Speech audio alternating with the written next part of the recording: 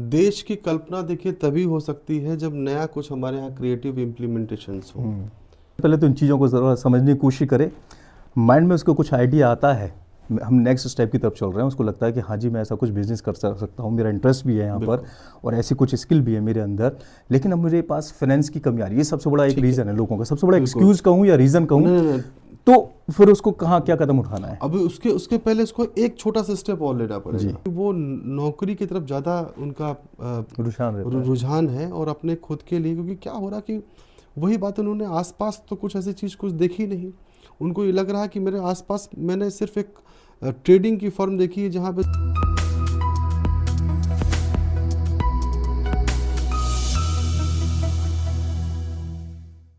Welcome to the Raju गोला show.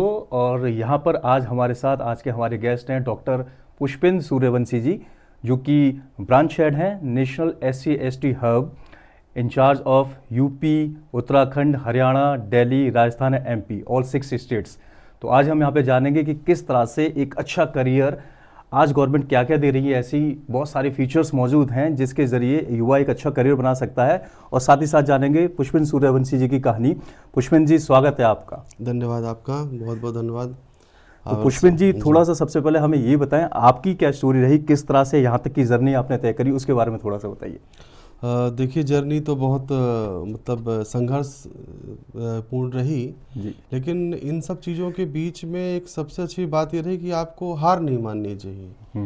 आप अगर लगातार कोशिश कर रहे हैं, जैसे कि अगर मैं इसको दो हिस्सों में अगर मैं बात करूं, एक तो व्यक्तिगत ज़िंदगी की जो स्ट्रगल्स रहे, दूसरा जब कोई भी आपको रिस्पॉन्सिबिलिटीज जब कोई आपको देता है, आपको ये लगता है कि कोई विभाग है या कोई मंत्रालय अगर आपके ऊपर विश्वास अगर दिखाता है तो उसको सही तरीके से कैसे संचालित करना है, उन सब में जो चैलेंजेस आपके पास में जो आए उसको किस तरह से हमने डील किया, तो देखा जाए तो एन नंबर ऑफ रहे। लेकिन ये समझिए कि जो मुझे ये समझ में आया कि चैलेंजेस जब तक आपके पास में अगर आते नहीं जाएंगे तो आप शायद फिर सही ट्रैक पे नहीं हैं। आप अगर चैलेंजेस आ रहे हैं लगातार तो आप समझे कि हाँ आप सही ट्रैक पे हैं आप। अदरवाइज अगर आपको लग रहा है कि सब कुछ इजी गोइंग पे है और फर्स्ट टाइम पे, क्योंकि एक बहुत बड़े व्यक्ति हैं उनका कोट भी है कि अगर आप फर्स्ट टाइम पे अगर आप सक्सेसफुल होते हैं तो ये महज इसको एक एक्सीडेंट माना जाएगा, इत्तेफाक ही माना जाएगा, इत्तेफाक, एक्सीडेंट। देन सेकंड टाइम पे अगर आप सक्सेस हो रहे हैं तो शायद वो कोइंसिडेंस हो सकता है। अगर थर्ड टाइम पे अगर आप सक्सेसफुल हो रहे हैं तो वो नेचुरल लॉ की तरफ जाता है कि हाँ वाकई उसने स्ट्रगल किए हैं। और ये एक जो आपने बात बोली, मतलब बड़ी ही पते की बात है कि बहुत सारे लोग अक्सर पहली बार के बाद ही छोड़ देते हैं।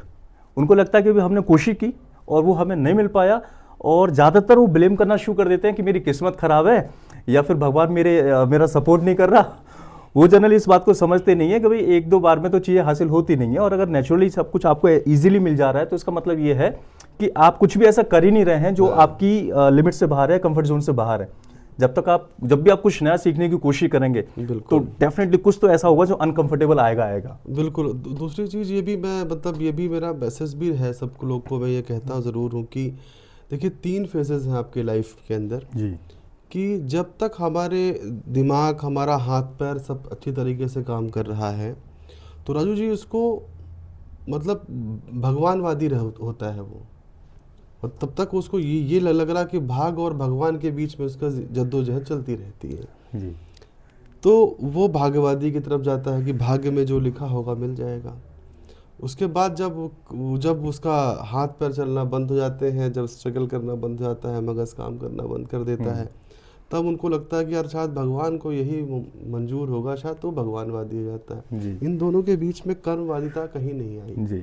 तो मेरा ये मानना है कि देखिए ईश्वर उन्हीं का ही सपोर्ट करेंगे या जहाँ भी हम जाएंगे, कि कम से कम अगर जो स्ट्रगल कर रहे हैं, जो मेहनत कर रहे हैं, और आप सही ट्रैक पे चलिए, और थोड़ा समय लगता है, संयम लगता है, लेकिन आप सक्सेसफुल ज़रूर होंगे। हमने एक चीज़ नोटिस की है और आप देखेंगे भी इस बात को कि जिस सोसाइटी में हम हैं, जहाँ पे हम पले बड़े, अक्सर ऐसी चीज़ें देखने को मिलती हैं कि लोग अपनी लाइफ की, अपने ज़िंदगी के नतीजों को ज़्यादातर अपने से बाहर की चीज़ों के ऊपर डिपेंड करते हुए चलते हैं या उनके ऊपर छोड़ते हुए चलते हैं। उनको लगता है कि मुझे लाइफ में जो भी कुछ मिला है इसके पीछे उनकी गवर्नमेंट, उनकी सोसाइटी, उनकी इकॉनमी, उनकी किस्मत या भगवान जिम्मेदार हैं, अपने ऊपर रिस्पॉन्सिबिलिटी लेते ही नहीं है। ये बात सच है या नहीं? ये देखिए, मुझे ये लगता है कि देखिए शायद ये कहीं ना कहीं देखिए थोड़ा सा खोखली बात है ये। हाँ। और अगर ज़मीनी हकीकत पे अगर मैं इसको बात करूं तो देखिए स्ट्रगल चाहे मेरा हो या आपका हो, और हमारे आसपास के माहौल पे सब कुछ ऐसे लोग मौजूद हैं आज भी जो हम जिनको हमने फर्ज से आज तक में देखा हुआ उनके है। एग्जाम्पल्स हमें देखने को मिलते बिल्कुल हैं, बिल्कुल देखने को और मिलते हैं। शायद वही एक ताकत है जो हमको कभी कमज़ोर नहीं होने देती। बिल्कुल सही बात। और हमें लगता है कि ठीक है, भीड़ का अगर परसेंटेज अगर कम है, जैसे एक बुक है एलन पीस की कि सवाल ही जवाब है, तो उसमें एक एवरेज का रूल है। तो उनमें ये कहा गया कि आप अप्रोचेस की जो संख्या है आपकी, आप सोचे कि मैं एक बार में ही मेरा सक्सेसफुल है फर्स्ट कोड के आधार पर, ऐसा नहीं है। आप अटेम्प्ट करिए, हो सकता है शायद कि आपका एवरेज 10 या 20 अटेम्प्ट करने के बाद एक निकल के आए। तो इस चीज़ को ज़रूर उसमें फ़िलॉसफी पे ऐड करिए। और एक चीज़ ये भी देखिए, मतलब ये फ़िलॉसफी की अगर मैं अगर कर रहा हूँ तो फ़िलॉसफी जीवन के साथ जुड़ी हुई है जी। और हम अपने जीवन में ना 60% राजू जी वही करते हैं जो हमारे आसपास घटित होता है। जैसे कि हमें ये लगता है कि यार, जैसे चाइल्ड होता, बच्चा जो है, तो child is a pure form of the man. उसे ये नहीं पता है कि अभी की डेट पे मैं कौन हूँ, मेरे फादर, हम उसके मुंह पे शब्द भरते हैं। तो इसको आप किसी भी तरीके से जोड़ सकते हैं मेरी बात को, कि हम लोग बुलवाते हैं कि बेटा अब्बू बोलो, बेटा डैड बोलो, बेटा पापा बोलो। तो ऐसी ही चीज़ें जब वो आसपास घटित होती है, जब वो देखता है कि एक व्यक्ति है जो नहा के कहीं से आया, उसने कॉलिंग करी, कुछ फोटोज़ हैं जिनमें अपनी पूजा अर्चना हो रही है अपने अपने प्रथा के हिसाब से, तो वो ऑब्जर्व करता है क्योंकि उसके अंदर डिटर्मिनेशन पावर बहुत ज़्यादा होता है। उसको ऑब्जर्विंग होती है उसके अंदर, कि सोचता है, क्यूरोसिटी है कि क्या है ये, क्या है ये, क्या है, कि चीज़ों को हम लोग उसको चीज़ों को बयां करके समझते हैं, वो चीज़ों को छू कर समझते हैं, ऑब्जर्व करते हैं।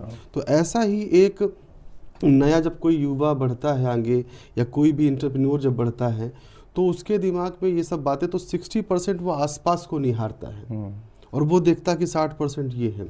30% होता है जो हमको मिलता है विरासत से, जैसे पूजा करना, जैसे हमारा कोई व्यापार है। अब एक बच्चा है जिसके फादर शायद कसाई की दुकान पे काम करते हैं, तो जब वो जिद करता है अपने फादर से बच्चा कि अब्बू हमें वहाँ दुकान पे लेके चलिए, तो शायद जब वो देखता है दुकान को, तो लगता है कि शायद कि जो टंगे हुए मांस के लुथड़े हैं, शायद यही ज़िंदगी है।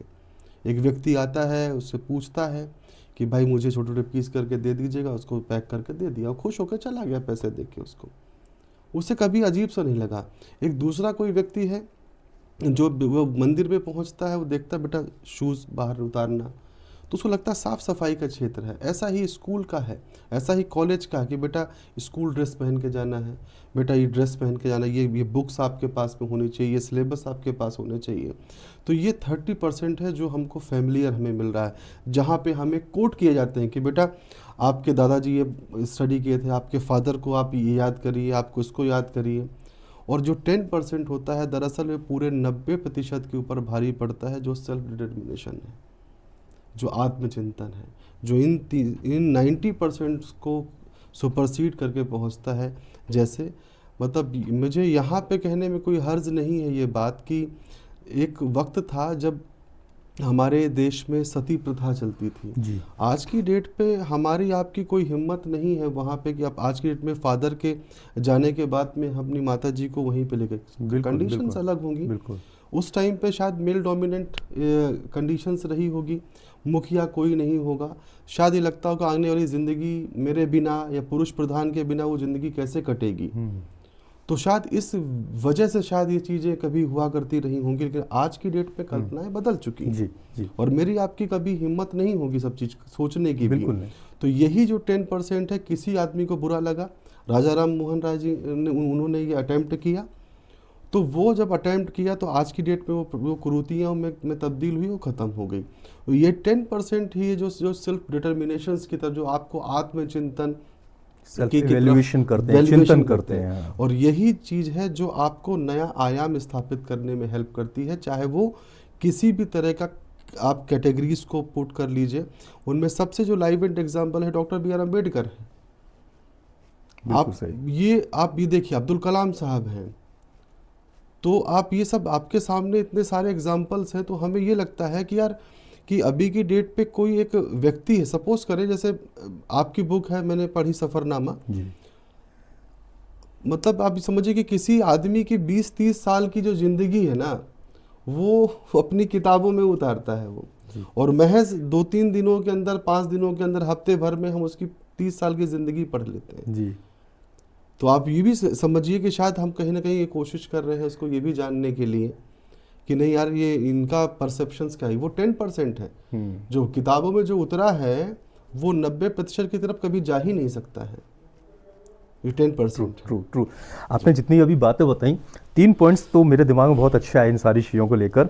सबसे पहली तो चीज़ ये कि ये एक सच में बहुत बड़ा फैक्ट है कि we people are surrounding driven. हमारी सराउंडिंग में क्या है हम उससे बड़े ड्राइव करते हैं एग्जैक्टली जबकि हमारे अंदर वो सारी चीज़ मौजूद हैं। हम अगर सेल्फ एवोल्यूशन करें, एवेल्यूट करें, ज़रा अपने आप को जानने की कोशिश करें और थोड़ा सा चिंतन करें। इवन आपने मेरी बुक का कोट किया यहाँ पे, तो उसमें ही मैंने फर्स्ट प्रिंसिपल जो सिखाया है कि इस दुनिया में कुछ भी सच नहीं, और हकीकत तो यही है जो आप बता रहे हैं। एक बच्चा उसने देखा कि यहाँ पे मीट अगर सेल आउट किया जा रहा है तो उसके माइंड में वही चलता है कि उसको किस तरह के पीसेस काटने हैं या क्या करना है। एक मंदिर में जाता है वहाँ पे देखता है, बहुतायत में बोला गया झूठ ही सच है। बिल्कुल सही कह रहे हैं। तो सच किसको माने, हकीकत तो ये कि आप किस चीज को मानते हैं वो सच हो जाता है आपका। सच देखिए, अगर थोड़ा सा थ्योरी पे अगर जाऊंगा, बुद्धिज्म थ्योरी पे आप देखेंगे उसमें, क्योंकि ये सब चीजें कोटिंग है कि आप जब तक किसी चीज को नहीं मानिए, जब तक आप कोई पीढ़ियां दर पीढ़ियां उसको मानती चली आ रही हैं, या जब तक भी नहीं मानिए, जब तक कोई बहुतायत में लोग मान, जब तक आप उसको उसी कंडीशंस पे मानिए जब आपके तर्क की कसौटी पे कसा जाए। तो जब आप उसको एक्सेप्टेंस करेंगे तब आपको लगेगा कि नहीं यार इसके पीछे फैक्ट क्या है, और उस फैक्ट को आपको पेश करने के लिए कुछ आपको एविडेंस देने पड़ेंगे। वो एविडेंस जब तक मौजूद नहीं होंगे तब तक सत्य की परिभाषा हम बयान नहीं कर सकते आज की डेट में। फैक्ट्स के ऊपर आजकल ये देखने को मिलता है कि ज़्यादातर जो बात होती है वो उस पर होती है आप क्या मानते हैं नहीं मानते हैं, और मानना इज़ व्हाट कि आप उसको बस लेके चल रहे हैं। हकीकत फैक्ट है भी या नहीं है उसके पीछे कुछ हकीकत नहीं है जी। और आज ये देखने को मिल रहा है कि ज़्यादातर लोग उन्हीं चीज़ों को फॉलो कर रहे हैं कि भाई मैं ये मानता हूँ तू ये मानता है, सारी की सारी चीज़ें उसके ऊपर चल रही, फैक्ट्स के ऊपर तो बात ही नहीं हो रही है। तभी वो 10% लोग जो फैक्ट्स को लेके चलते हैं, जो चिंतन करते हैं, चीज़ों को समझने की कोशिश करते हैं, वो कुछ अलग निकलते हैं, उनके रिजल्ट्स अलग निकलते हैं और उनको अलग लोग कह दिया जाता है, स्पेशल लोग कह दिया जाता है। बिल्कुल बिल्कुल। देखिए ऑफकोर्स आप बिल्कुल ठीक कह रहे हैं। जैसे अभी कोई नया आप कोई काम करेंगे, स्वामी विवेकानंद ने भी यही बात रखी है कि देखिए जब कोई पहली बार जब कोई आप इनिशिएट करते हैं, जिसको आजकल हम लोग, अगर मैं परिचय के लिए अगर मैं कहूँ तो सबसे पहले देखिए सेशन को हम लोग ये चाहते हैं कि सेशन हमारा एंटरप्रेन्योरशिप की तरफ ही रहे, और जिस विभाग को मैं रिप्रेजेंट करता हूँ दरअसल वो मिनिस्ट्री ऑफ एमएसएमई का विभाग है। लेकिन लीडरशिप क्वालिटी बहुत ज़रूरी है जो आप दे रहे हैं, ये सब उसका पार्ट है। सूक्ष्म लघु और मध्यम मंत्रालय के अंतर्गत हमारा विभाग आता है। जो थोड़ा सा इसका अगर मैं आप परमिशन दे तो मैं इसको ब्रीफिंग बता बिल्कुल मैं तो चाहूँगा कि दरअसल क्या है हुआ कि 2016 में एक इनिशिएशंस लिया गया मिनिस्ट्री ऑफ एमएसएमई के द्वारा कि इस देश में जितने भी सरकारी विभाग हैं उन विभागों में जो पब्लिक प्रोक्यूरमेंट एक पॉलिसी बनाई गई 2012, जिसके अंतर्गत ये निहित किया गया, सेवरल अमेंडमेंट्स आए, आज की डेट पे हम लोग बात करते हैं कि क्या है उसका मोटा मोटी क्या है। तो जितने भी देश के विभाग हैं, चाहे वो स्टेट गवर्नमेंट के हों, सेंट्रल गवर्नमेंट के हों, ऑटोनोमस बॉडीज़ हों, मिनिस्ट्रीज़ हों, डिस्ट्रिक्ट एडमिनिस्ट्रेशंस हों, इन सारे विभागों में अगर हम एमएसएमई के द्वारा परचेजिंग की बात कर रहे हैं तो माइक्रो और स्मॉल से 25% की हिस्सेदारी रखी गई कि 25% जो प्रोक्यूरमेंट है वो माइक्रो और स्मॉल के इंटरप्राइजेस से आपको परचेस करना अनिवार्य है। ओके। और उस 25% में से 4% का जो रेशियो रखा गया वो सिर्फ SC ST के उद्यमियों से लेना अनिवार्य किया गया, और 3% जो है वो महिला उद्यमियों से किया गया अनिवार्य। तो 7% का ये फिक्स अलग। जी। ओके। और महिला उद्यमी जो है, महिला उद्यमी चाहे किसी भी सोशल कैटेगरी की क्यों ना हो, ओके। क्योंकि महिला अपने आप में एक एंटिटी है और एक एंटरप्रेन्योरशिप का एक स्तंभ है वो। तो जब आप ये इस चीज़ को देखेंगे, तो जब इसको रिव्यू किया गया तो देखा गया कि बड़ा मतलब हम चैलेंजेस बहुत सारे फेस हुए। कि अगर मैं ODOP के तरफ से अगर मैं बात करूं, 1 डिस्ट्रिक्ट 1 प्रोडक्ट पॉलिसी है कि आगरा में जैसे शूज़ हमारा मैन्युफैक्चरिंग होता है, फुटवेयर, तो संख्या तो बहुत है लोगों के काम करने की, लेकिन कितने परसेंटेज हैं जो गवर्नमेंट डिपार्टमेंट को सप्लाई कर रहे हैं। तो जब इसमें देखा गया, तो इसको बढ़ावा देने के लिए कि SC/ST का जो पार्टिसिपेशंस है उसमें 4% का इंक्रीमेंट हो, और सभी डिपार्टमेंट्स में ये मैंडेटरी कॉलम्स हुए कि आपको ये प्रोक्योरमेंट पूरा करना है। उसी के लिए पूरे देश में 15 ब्रांचेस यहाँ ओपन की गई SC/ST हब के नाम से। अब राष्ट्रीय SC/ST हब का मुख्य कार्य तो ये रहा, लेकिन साथ साथ में ये भी देखा गया कि ऐसे किस किस चीज़ों पे हैंड होल्डिंग सपोर्ट की आवश्यकता है।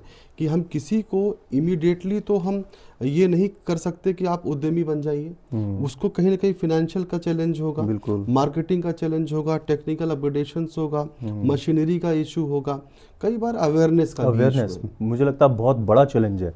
तो आज की डेट में हम सब भी जो इनफैक्ट जो प्रयास कर रहे हैं इस बात के कि बहुतायत पे हमारी बातें पहुँचे, और ये इस चीज़ को ये फोकस कर सके, समझ सके कि हमें काम कहाँ पे करना है, सो दैट कि जब ये बात आई यहाँ पे परसेंटेज रेशियो पे, तो वो सारे हैंड होल्डिंग के सारे सपोर्ट्स को एक साथ इकट्ठा किया गया एक हब के, एक छत के नीचे, जिसको नेशनल SC/ST हब का नाम दिया गया, जहाँ पे आपको स्पेशल मार्केटिंग असिस्टेंस स्कीम के तहत एग्जीबिशन में पार्टिसिपेशन का भी मौका मिला, special credit link capital subsidy के तहत आपको मशीनरी में सब्सिडी भी मिली, कुछ रियम्बर्समेंट पॉलिसीज बनाई गई जिसके अंतर्गत में वो मार्जिनल अमाउंट, वो अमाउंट की जो किसी एक माइक्रो इंडस्ट्रीज के लिए उसकी कैपिटल को गेन करने के लिए, मटेरियल को परचेस करने के लिए कहीं ना कहीं बहुत इंपॉर्टेंट रोल करते हैं। कि बैंक लोन कोई अगर किसी का हुआ तो उस केसेस पे उसका जो एक फीस बैंक चार्ज करता है।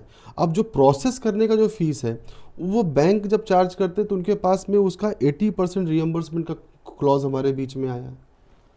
कि अगर कोई भी इंडस्ट्रियल लोन है, अगर कोई इंडस्ट्री अगर स्पेशल कैटेगरी का एंटरप्रेन्योर है, उसका कोई अगर बैंक लोन अगर सैंक्शन हो रहा है, तो उस केस में अगर बैंक प्रोसेसिंग के नाम पे अगर उसका जो फीस चार्ज कट रहा है, तो उसका 80% maximum ceiling of 1 lakh rupees 1 financial year, मतलब रियम्बर्समेंट होगा, वो भी SC/ST हब से होगा। सेकेंड, कि जब हम बढ़ावा देने की बात कर रहे हैं कि भाई हमको टेंडर पार्टिसिपेशंस करना है, आज की डेट में इस देश में तो सप्लाई करने के लिए जेम पोर्टल ही है हमारे पास में, गवर्नमेंट ई मार्केटिंग पोर्टल, उस पोर्टल के माध्यम से सप्लाई करना है। लेकिन उस केसेस में क्या हो रहा है कि जब कभी भी कोई टेंडर आपको अवार्ड होता है, तब कंसर्न डिपार्टमेंट आपसे एक सिक्योरिटी डिपॉजिट के रूप में एक परफॉर्मेंस बैंक गारंटी डिपॉजिट करवाती है।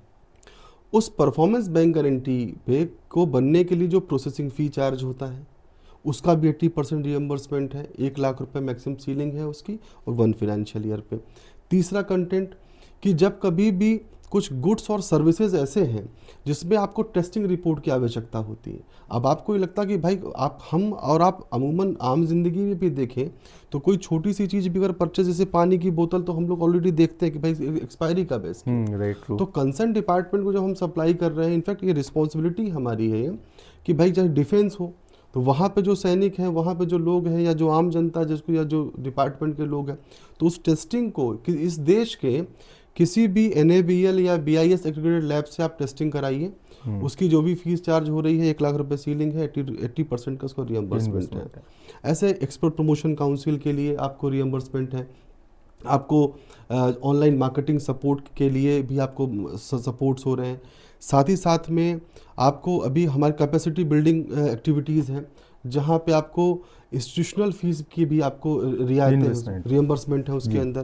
कि कैपेसिटी बिल्डिंग के अंदर इसमें अभी हम लोगों ने इनिशिएशन लिया अभी टॉप, मतलब ये मैं मोटे मोटे तौर पे ये कहूँ कि देश के 50 इंस्टीट्यूट को आइडेंटिफाई किया गया, जिसमें देश के सभी इंस्टीट्यूट हैं, सारे IIT हैं, सारे IIMs हैं, सेंट जेवियर है, SP जैन है, काफ़ी बड़े बड़े नामी गिरामी इंस्टीट्यूट्स हैं।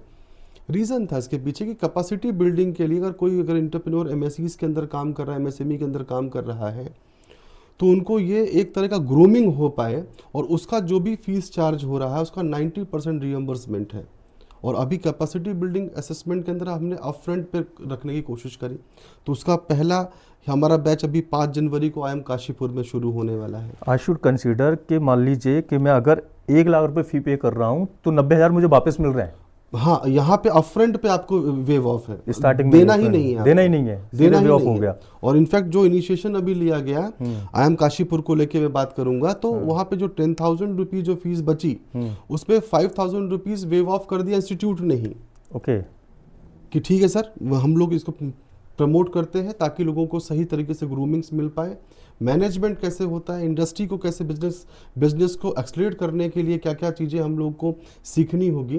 तो वो सेशन है उनका, 2 महीने का कोर्सेज है, वो कुछ दिनों के लिए ऑनलाइन है, कुछ दिनों के लिए ऑफलाइन है, ताकि उसकी इंडस्ट्री का ही तो है, उसका इंडस्ट्री पे नहीं रहेगा तो कहीं ना कहीं इश्यूज होंगे। सो दैट की एक कंपाइलेशन, एक सिस्टमेटिक बनाया गया उसको, और उसमें इनिशिएशन हमने ये लिया। तो जो 5,000 रुपीज़ महज पेमेंट करने पे आपको इस सर्टिफिकेशन से, मेरा ये मानना है कि देखिए जब ये चीज़ें सबसे ज़्यादा इम्पोर्टेंट तभी है कि जब हमें कभी कोई चीज़ का एक बार अगर एक्सपोजर मिलना होता है।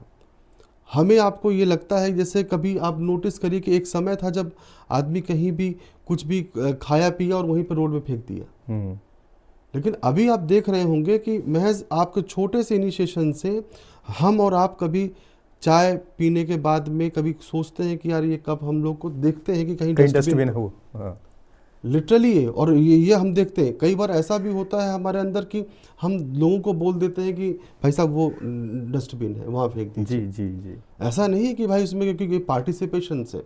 और देखिए तो बहुत बड़े लोगों ने भी ये बात रखी हुई है कि देखिए देश के सर्वांगीण विकास के लिए नागरिक का जागरूक होना बहुत ज़रूरी है।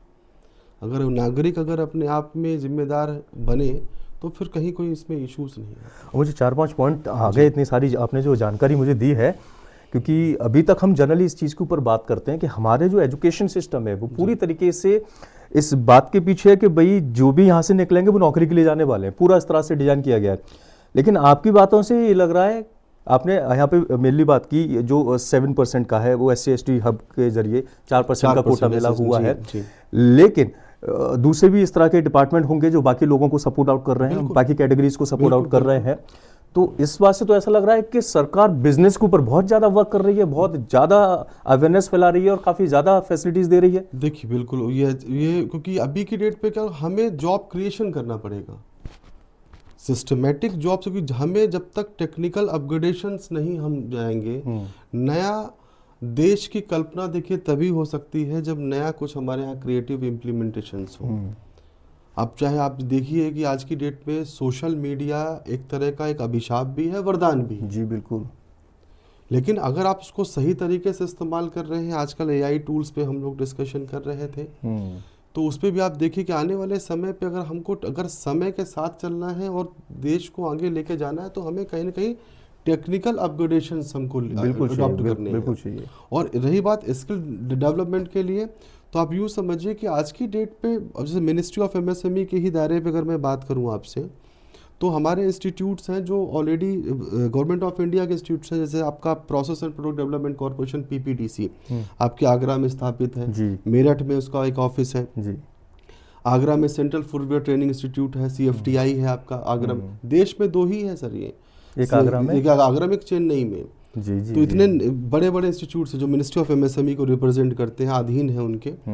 और CDGI centre development for glass institute Firozabad में है, और आपका FFDC fragrance and flavour development corporation Kannauj. Okay, तो ये जो 4 इंस्टीट्यूट्स हमारे पास, जो 5 इंस्टीट्यूट्स हमारे उत्तर प्रदेश के अंदर नहीं है, ये सिर्फ यूपी के अंदर है। ऐसे n नंबर ऑफ अलग अलग स्टेट्स के अंदर मिनिस्ट्री ऑफ MSME के डिपार्टमेंट्स हैं। निम से उनका डिपार्टमेंट है, MSME DFO ऑलरेडी मिनिस्ट्री के द्वारा दी गई नीतियों को संचालित करते हैं। ऐसे ही आप अगर डिस्ट्रिक्ट लेवल से आप शुरू करें तो जिला उद्योग केंद्र पहला इनिशियल डिपार्टमेंट है कि वहाँ पे क्योंकि स्टेट गवर्नमेंट की पॉलिसीज़ को वो हैंड होल्ड करते हैं। ऐसे ही आपके पास में स्किल डेवलपमेंट के लिए DC हैंडीक्राफ्ट है, जो उनके n number of training programmes होते हैं। तो आप ये देखिए, KVIC सबसे बड़ा डिपार्टमेंट है, खादी विलेज इंडस्ट्री कॉरपोरेशन है, उनकी ट्रेनिंग्स के लिए हो रहा, फंडिंग के लिए हो रहा है। एन नंबर ऑफ पॉलिसीज़ हैं जो बैंकिंग फाइनेंस के लिए आपके साथ में काम कर रही हैं। कयर बोर्ड है, हमारे मंत्रालय के अधीन ही है। In fact NSIC, national small industries corporation. तो जो मुख्य जो बात ये रही कि जो मिनिस्ट्री ऑफ MSME और NSIC ने जो इनिशिएशन लिया कि नेशनल SC/ST हब का स्थापना की जाए with the support of several associations who are working for the special categories, तो उसमें ये भी चीज़ रही कि सभी को हाई पावर मॉनिटरिंग कमेटी के आधार पर सब लोगों से अपनी बातें पुट की गई ताकि इसमें हम एक नए तरीके से पुट कर सकें। खासकर फोकस किया गया उन स्किल डेवलपमेंट्स के लिए कि जिस चीज़ों का हुनर हमारे पास में है उसको अगर मैं सही तरीके से डॉक्यूमेंटेड फॉर्म पे अगर मैं इसको रेडी करूं तो मैं एक्सपोर्ट करने के लिए भी लायक होऊंगा, डोमेस्टिक सेलिंग के लिए भी लायक होऊंगा, और कहीं ना कहीं मैं देश के उस इकोनॉमी के ऊपर भी कंट्रीब्यूशन करने के लिए भी हकदार बनूंगा। यहाँ पे एक पॉइंट जरूर मेरे माइंड में आता है जी। जब इतने सारे हमारे पास फैसिलिटीज़ मौजूद हैं, इतने सारे फीचर्स मौजूद हैं, फिर भी आज भी क्यों जो युवा है हमारा वो जॉब की तरफ ही क्यों ज़्यादा बढ़ता है, क्यों बिजनेस की तरफ नहीं जा रहा है? क्योंकि जब हम बिजनेस करेंगे तो डेफिनेटली एक इकोनॉमिक ग्रोथ मिलेगी कंट्री को भी, वो भी जो जितना ज़्यादा बेहतर बिजनेस में कर सकते हैं, हम सभी समझते हैं इस बात को, वो एक जॉब में नहीं पॉसिबल हो पाएगा। और साथ ही साथ आप रोजगार लेने वाले नहीं, रोजगार देने वाले बनेंगे, है ना? तो फिर उधर क्यों नहीं लोगों का ज़्यादा रुझान होता है? मैं आपसे जो एक साइकोलॉजिकल थ्योरी जो आपसे शेयर करी थी 60-30 और 10 सराउंडिंग, तो मैंने अपने आसपास में देखा ना कि मेरा एक व्यक्ति है जो सुबह तैयार होते हैं, ऑफिस जाते हैं, शाम को घर आते हैं, सैलरी ड्रॉ होती है। तो कई बार ऐसा ये लगता है कि शायद ये जो सिस्टमेटिक है, लेकिन उसके पीछे की जो जद्दोजहद है, जो पीछे के जो वर्किंग स्टाइल्स हैं, दरअसल क्या हो रहा है कि सर देखिए क्या है कि चीज़ों को समझने के लिए, जैसे सपोज करें एक मेल आया आपके पास, अभी हम लोग मेल आया, मेल देखना, मेल पढ़ना, मेल समझना और उस पर रिप्लाई करना, ये चारों चीज़ें अलग अलग हैं। बिल्कुल। तो आज के जो युवा हैं शायद उनको ये लगता है कि यार ये उन्होंने बीच का रास्ता नहीं देखा, बस उनको ये देखा कि सत्तो लाला जैसे एग्जांपल मैं आपसे कहूँ कि हाँ, उनके तीसरी चौथी पीढ़ी जो पहले की थी वो रेडी पे मुगौड़े बेचते थे, आज उनके रेस्टोरेंट्स हैं। उस बीच में उन्होंने अपने आप को टेक्निकल अपग्रेड किया। तो कभी ये इन चीज़ों पे आज के युवा को फोकस करना ज़रूरी है कि कम से कम वो ये समझें। और एकेडमिक, देखिए शिक्षा के अलावा और कोई रास्ता नहीं है हमारे पास में। और जितना आप एकेडमिकली, आप इसी चीज़ का तो परिणाम आप ये देखिए कि अभी होता क्या है कि आपकी जो एकेडमिक क्वालिफिकेशन है राजू जी, जो मेरा मानना है, मतलब मैं पूर्ण सहमति से के लिए किसी को मैं ये बात नहीं करता, लेकिन मेरा ये मानना है कि आपका जो शैक्षणिक जो पैमाना है ना, ये आपको विचारशील बनाता है, ये सोचने के लिए आपको वो प्रेरित करता है। आपको ये लगता है कि उसमें और क्या होगा, क्योंकि मैं आपको एक बुक का अगर कोट करूं तो एक रशियन राइटर है मैक्सिम गोर्की, तो उनकी एक नॉवेल है माँ, सबसे ज़्यादा लैंग्वेज में कन्वर्ट हुई है। उसमें एक सीन है, छोटा सा सीन है, मैं आपको शेयर करता हूँ। उसमें एक कैरेक्टर है पावेल। तो पावेल जो है वो किसी फैक्ट्री में बंधुआ मजदूरी की, मतलब उनकी पूरे परिवार में नौकरी करता था। मतलब इतना भी अधिकार नहीं है कि शाम के टाइम पे लाइट जलाने का भी अधिकार हो वहाँ पे। तो एक दिन क्या होता है कि उन माँ जो होती है वो देखती है कि उसे घर के किसी कोने से एक रोशनी आ रही है, और वो घबरा के उस कमरे की तरफ भागती है और लाइट को बुझाती है, इस दिए को, और बच्चे को सीने से गले से लगाती है और रोने लगती है। तो माँ का और आसपास कुछ नहीं देखती है, वो जो उसको लगाती सीने से रोने लगती कि बेटा क्यों कर, ये क्यों जलाया तुमने, कि मतलब कि क्यों, क्या हुआ बेटा, ऐसा हमें तो कोई परमिशन नहीं है। तो बोले कि नहीं मामा मैं पढ़ रहा था। तो बोले यार ये दिया भी जला लिया और पढ़ के, ये हमको नहीं है ये अधिकार पढ़ने का। तो वो माँ को उसने तसल्ली से बिठाया और ये कहा कि माँ मैं इस बात के लिए नहीं पढ़ रहा हूँ कि मैं ये जानना चाहता हूँ कि मेरे पुरखों ने ऐसी कौन सी गलती करी है जिसकी सज़ा हमको आज तक मिल रही है। तो शायद एक शिक्षा ही है, शायद वो जानकारी ही है जो शायद इन किताबों में कहीं ना कहीं निहित हो, या इन किताबों के माध्यम से शायद मैं जान सकूं। तो एक कैरेक्टर है उसके अंदर, एक छोटा सा ही सीन है, उसको पढ़िएगा। मेरा रिकमेंडेशन है, जो युवा के जो लोग हैं उनको ज़रूर पढ़िएगा। जी जी। फिर हम बात कर रहे हैं एकेडमिक्स की जी लेकिन ये भी एक बहुत बड़ा सच है कि हमारी सोसाइटी में, आई वुड नॉट से कि वो हमारे मेरे आसपास के लोग, ये पूरी जो हमारी सोसाइटी है, हम जब बात करते हैं एजुकेशन की तो एजुकेशन को सिर्फ माना जाता है पार्ट जो हमें स्कूल या कॉलेज में दी जाती है। आई कंसिडर कि एजुकेशन सिर्फ वो नहीं है, असली एजुकेशन आपको उसके बाद मिलना शुरू होती है जो आप दुनिया में देखते हैं।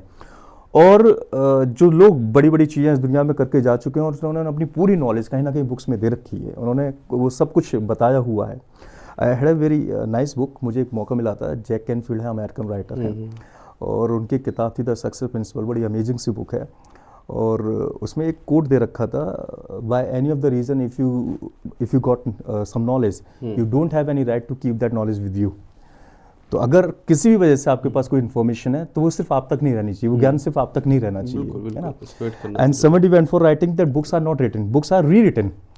तो वो नॉलेज जो कहीं से निकली है वही हम अलग अलग शब्दों में, अलग अलग विचारों के साथ, अलग अलग फिलोसफर्स हैं या ऑथर्स हैं या जिन्होंने भी दुनिया में कुछ हासिल किया है, they go for writing all that thing. तो कहीं ना कहीं ये हमारी भी जिम्मेदारी बनती है कि जो हमें नहीं मिल पा रहा है उन चीज़ों को हम सर्च करने की या ढूंढने की कोशिश करें। Real education is that, you should be searching out, आप ढूंढें। मैं जहाँ से निकला बड़ा छोटी सी जगह थी, लेकिन एक मुझे बहुत अच्छी जो हैबिट मिली, दैट वाज ऑफ रीडिंग।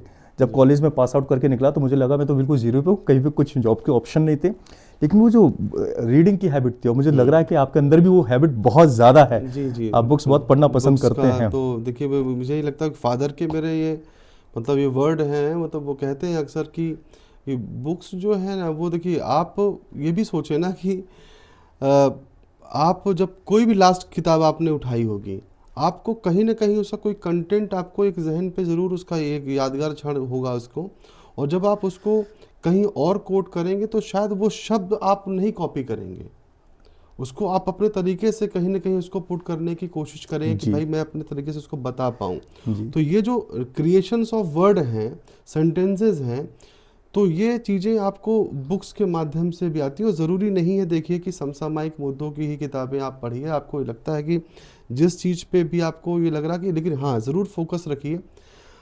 जैसे अभी युवा वर्ग को भी मैं ये बात कहूँगा कि अक्सर एक सवाल मेरे सामने आता है, 7-8 साल अभी मैं लगातार यहाँ पे जो मैंने अभी देखा, जो वर्किंग यहाँ समझी, और जो चैलेंजेस जो बच्चों के या जो नए जो युवा जो हमारे उद्यमी हैं वो आते हैं कि साहब ऐसा क्या कर लूँ सर इसमें सफल हो जाऊँगा। ये सवाल है उनका कि सर आप ही बताइए कि क्या क्या कर लूँ। अब मुझे ये लगता कि फिर भी ये पहले तो लगता था कि यार क्या फालतू के सवाल है, लेकिन जब एक सवाल बहुतायत में जब आने लगे तो एक दिन ऐसे ही सोचा यही किताबें हैं जो आपको विचार करने के लिए मजबूर करती हैं। तो ऐसे ही मैं कहीं देख रहा था कि इसमें क्यों ऐसा पूछते हैं ये, तो मालूम चला कि दरअसल क्या हो कि मेरी एकेडमिक क्वालिफिकेशन जो है या उन बच्चों की जो रही वो कहीं रिप्रेजेंट नहीं कर पाया कि मैं कहीं भी स्किल की तरफ हम लोग को लेके। इनफैक्ट आप भी देखिए, जैसे आपने एक बात कही कि यहाँ पे कि ऐसा क्यों है कि वो नौकरी की तरफ ज़्यादा उनका रुझान है और अपने खुद के लिए, क्योंकि क्या हो रहा कि वही बात उन्होंने आसपास तो कुछ ऐसी चीज़ कुछ देखी नहीं। उनको ये लग रहा है कि मेरे आसपास मैंने सिर्फ एक ट्रेडिंग की फर्म देखी है जहाँ पे जूता बिक रहा है, जहाँ कपड़े बिक रहे हैं, जहाँ बन रहा है उससे फ़र्क नहीं समझा, मैंने कभी फैब्रिक के बारे में नहीं जाना। तो ये जो हमारी जो स्किल एजुकेशन और एकेडमिक एजुकेशन जो है, ये एक सर्टेन एज के बाद में, और एक कहते हैं एक जो परंपरागत जो एजुकेशन है कि भाई ठीक है 10वीं 12वीं तक वो बच्चा पढ़ता रहेगा। मेरा एक सवाल है कई लोगों से, मैं पूछता हूँ उनसे कि आज की डेट में अगर ये राजू जी अगर हम लोग अगर ये जॉब नहीं करते तो हमें और क्या स्किल आता है इसके अलावा? ये हमें डांस करना आता है, हमें गाना गाना आता है, हमें कोई मतलब कोई स्पोर्ट्स का कुछ ऐसा, कोई तीर चलाना, कोई शूटिंग करना, कोई तैराकी, कोई ऐसा ड्राइविंग, कोई ड्रिफ्ट, तो ऐसा क्या स्किल है? तो लाइफ में मेरा सबसे यही कहना है कि एटलीस्ट जो युवा हैं आप उसमें फोकस करें कि आपकी एकेडमिकली तो ठीक है, आपको वहाँ तक लेके जाएगी, वही एकेडमिक आपको आपके स्किल के साथ में जब जोड़ेगी तब आप एक नया सोपान खड़ा करेंगे। जैसे आप आज की डेट पे सबसे एक छोटा सा एग्जांपल देखिए ना, फेसबुक तो बहुत बड़ा एग्जांपल है कि आज कॉलेज से ख़त्म हो जाएगा, हम लोग कल के दिन कहाँ मिलेंगे, कैसे बात करेंगे। तो वो एक जो आवश्यकता, जो आविष्कार की जो वहाँ से जननी शुरुआत हुई, है, आज देखिए दुनिया तो का ये कितना चाहे बड़ा छोटे business। छोटे से एग्जाम्पल्स, हमें इंडियन एग्जाम्पल्स में भी हम लोग कई चीज़ देखें। जैसे अभी आप बहुत सारे एग्जाम्पल्स हमारे साथ में है, जैसे ओयो के लिए भी है, ये सब हमारे सामने है। सारी जरूरतों और से ही निकले हुए इनफैक्ट मतलब आप यूं भी देखिए, लेंस कार्ट का भी आप एग्जाम्पल देखिए, तो ये सब ऐसा नहीं है। देखिए कहीं कहीं देखिए, अभी कुछ हम लोग कुछ इनिशिएशंस अभी जैसे ले रहे हैं, आने वाले समय पे हमें ये भी लगता है कि उन युवाओं को अपने उसमें अपने एकेडमिक के साथ में उस स्किल्स पे भी काम करना चाहिए जो किसी चीज़ को, जैसे इंटीरियर डेकोरेशन, अभी हम जहाँ इंटीरियर बैठे डिजाइनिंग हुए का, हैं, हाँ। तो एक छोटे से कॉम्पैक्ट मुंबई को आप देखिए महाराज, और एक्सप्लोर करिए, ट्रैवलिंग करिए, नए शहर देखिए, अपना कंफर्टेबल जोन छोड़िए। एक बार आप एक रात ऐसा ऐसा एहसास करके देखिए कि जब कोई भी आपके आसपास नहीं है, चीज़ें कहाँ बिगड़ती हैं। जब मैं आसपास देखता हूँ, सोचता हूँ कि मैं किसी भी हालत में रहूँगा, मुझे कोई एक आदमी है जो संभाल के लेके जाएगा, तो चीज़ें वहाँ बिगड़ती हैं। दूसरी बात कि जब हम एकेडमिक की, तो कहीं ना कहीं देखिए एकेडमिक हमें शायद ऐसा भी शायद हमको मिला, जैसे मैं आपसे एग्जांपल पूछूंगी, जैसे कि अभी की डेट में आपको मैं अगर रंग का पूछता हूँ आपसे, अपोजिट होते हैं इस दुनिया में, तो अगर मैं आपसे पूछूं कि भाई कि काले रंग का विलोम क्या होगा, तो आप क्या बताएंगे? सफ़ेद। सफ़ेद का विलोम काला। मैं पूछूं आपसे नीले का विलोम बताएं आप, हरे का बताएं आप, गुलाबी का बताएं आप। जब कलर है उसका जब विलोम है, दरअसल चीज़ें कुछ ऐसी भी हुई हैं कि हमें colour is a independent identity, कोई उसका विलोम नहीं होता है, वो अपने आप में स्वतः अपने आप में पावरफुल है कि स्काई ब्लू है मतलब स्काई ब्लू ही है, वो स्काई ब्लू ही है, उसका कोई अपोजिट नहीं है। तो ये फिर कैसे, कहीं ना कहीं देखिए हमको छोटा सा इसमें 10% अपना ऐड करना पड़ेगा राजू जी, कि what is the definition of gentleman, क्या समझते हैं हम जेंटलमैन। जैसे मैंने आपसे कहा, आपके दिमाग में एक इमेज बनी, एक आदमी क्लीन शेव खड़ा है, ओवरकोट पहने हैं, कोट टाई पैंट पहने हैं, सब कुछ ओके है, हैट लगा के खड़ा हुआ है, सिगार पी रहा है, ये ब्रिटिश एंटिटी सी दिखती है, राइट? क्योंकि एक इमेज हमारे किताबों में दिखाई गई जी। वही जेंटलमैन मैं पूछूं तो आपके दिमाग में वो पर्दनी पहना हुआ, कुर्ता पहना हुआ, गमछा बांधा हुआ आदमी क्यों नहीं दिख रहा है? रीजन ये कि हमको ये समझना पड़ेगा कि जेंटलमैन बाय द ग्रूमिंग नहीं, by the nature, by the behaviour, ये हमें समझना पड़ेगा। अभी किसने कहा कि मतलब ये कैसे हो सकता है कि मतलब बॉयज का उल्टा गर्ल है? अपोजिट तो यही पढ़ते हैं ना हम। एक जेंडर के बदल जाने से अपोजिट कैसे हो जाएगा? नहीं, can not be, definitely not. मैं वही चीज नहीं समझ में ये भी आती हम ही है। बोल रहे हैं कि व्हाइट का ब्लैक है या ब्लैक का व्हाइट है, बस ऐसा तो कोई है ही नहीं है, मतलब तो उसका अभी तो मैं कुछ ग्रे भी है कह नहीं दूं है। तो फिर हो गया, मामला रुक गया। ये बात आपकी बिल्कुल ठीक है, लेकिन हियर द पॉइंट कम्स कि हम जो लोग हैं, आप थोड़ा सा एक अलग इसको वे में जरा समझ के चलें, तो वो जो 10% वाली बात आपकी बिल्कुल ठीक है, वो हमें ऐड ऑन करनी पड़ेगी, पर दुनिया की वो 10% भी 90% जो पॉपुलेशन है ऐड ऑन करने के लिए तैयार नहीं है। कहीं ना कहीं वी टॉकिंग अबाउट कि आने वाला भविष्य रोबोट्स का हो रहा है, बट कहीं ना कहीं क्या हम एक ह्यूमन रोबोट की तरह ही काम नहीं कर रहे हैं? एक पुश बटन से दबा दिया, उसी में सब चले आ रहे हैं, तार्किक शक्ति अपनी छोड़ के ही बैठे हुए हैं, सोचने का मतलब ही नहीं है चीजों के ऊपर। देखिए ये लगता है कि शायद देखिए टेक्निकल चीजें हमने ही बनाई है सर, मशीनरी हमने ही बनाई है, और किसी चीज को आसान करने के लिए, सहूलियत देने के लिए, लाइक हाइड्रोलिक सिस्टम, वजन से वजन चीज एक पुश बटन पे आप उसको उठा सकें। लेकिन ये नहीं कहा गया कि आप ही डिपेंडेंट हो जाएं, तो साहब फिर कहीं भी आप जाइए तो फिर एक्सलेटर का इस्तेमाल करिए, लिफ्ट का इस्तेमाल करिए।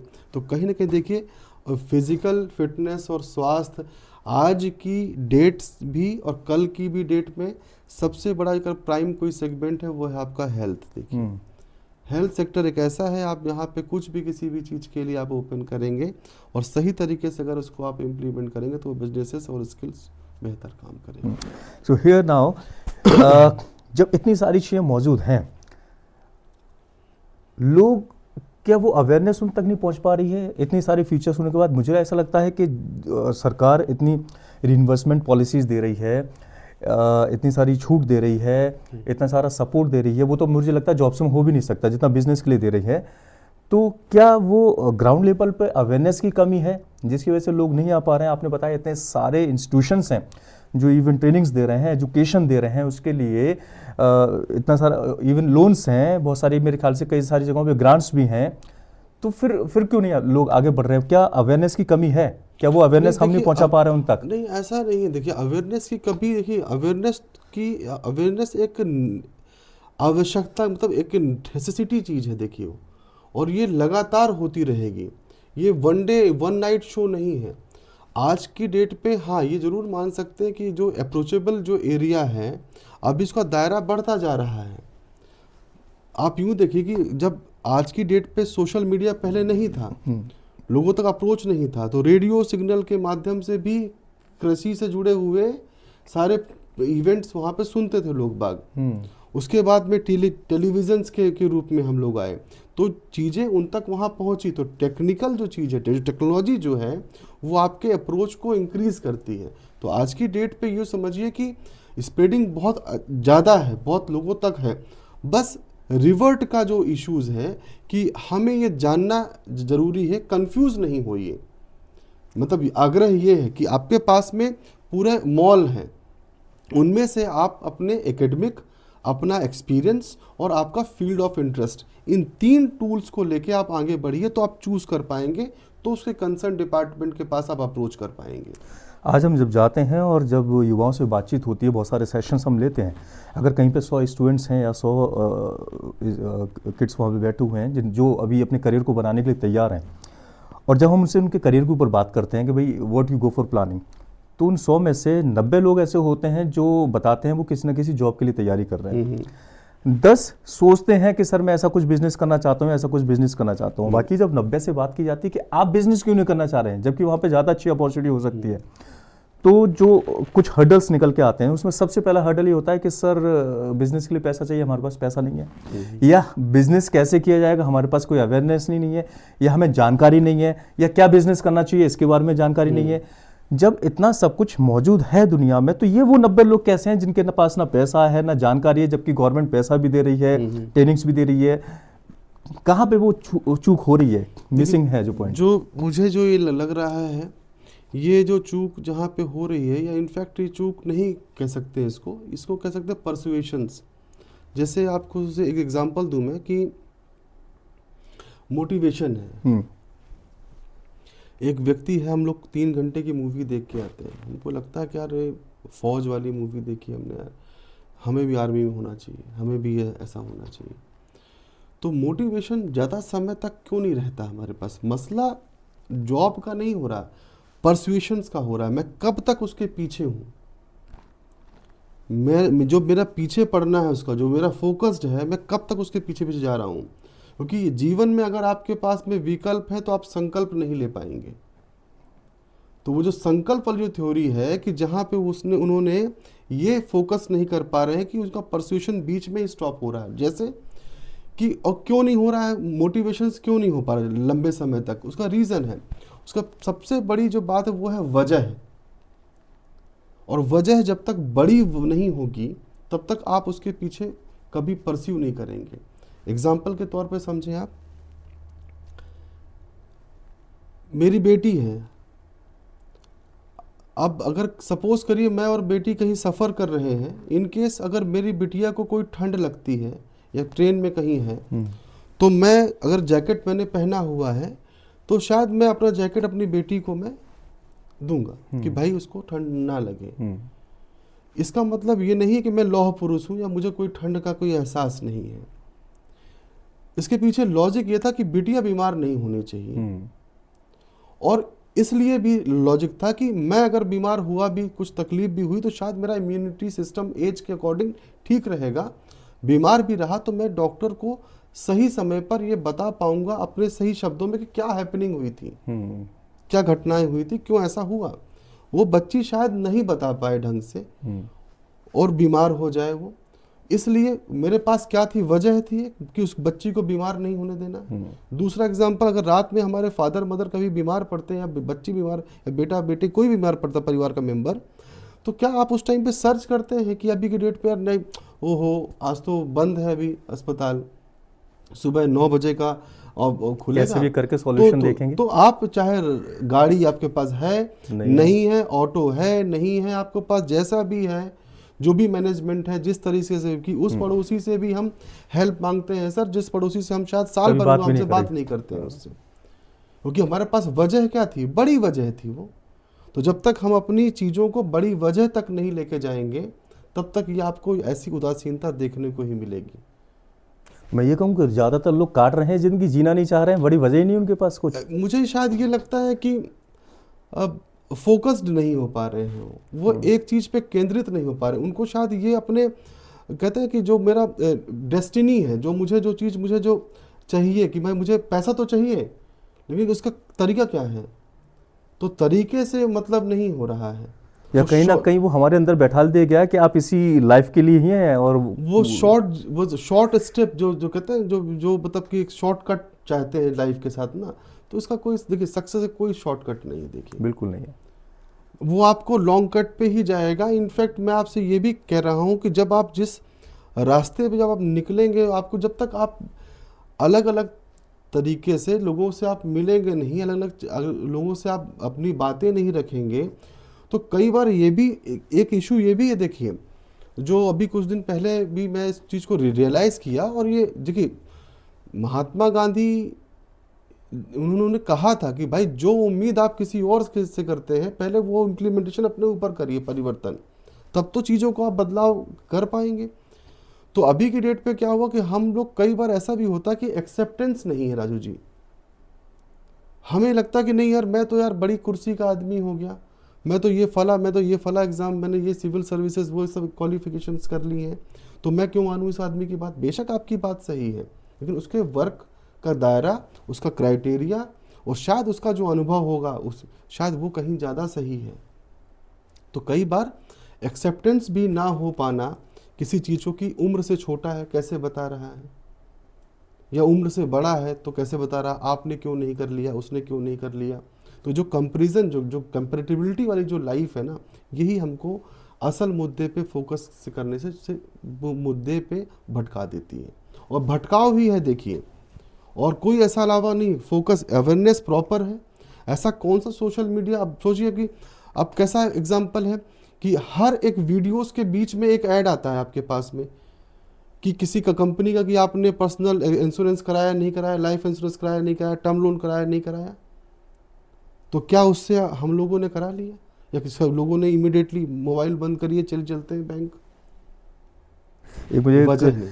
एक मुझे कहानी, एक स्टोरी छोटी सी याद आ रही है, और it was on time of night. एक रात को डिनर करने के बाद एक आदमी थे, वो अपने घर से निकले बाहर, और अंधेरा हो रहा था, लाइट नहीं आ रही थी, चारों तरफ अंधेरा था, तो वो निकले सड़क पे वॉक करते हुए जा रहे थे। उन्होंने देखा कि दूर एक स्ट्रीट लाइट जल रही है, और जब वो उसके तरफ गए तो उन्होंने देखा उस स्ट्रीट लाइट की रोशनी के नीचे एक दूसरा व्यक्ति कुछ घुटनों के बल ढूंढने की कोशिश कर रहा है।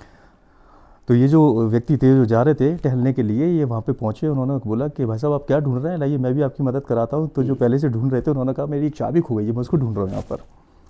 तो ये बड़े अच्छे सज्जन थे, उन्होंने कहा चलिए मैं भी आपकी मदद कराता हूँ। दोनों ने वहाँ पर चाबी ढूंढना स्टार्ट करी। आधा घंटा हो गया करीब ढूंढते ढूंढते, चाबी नहीं मिली।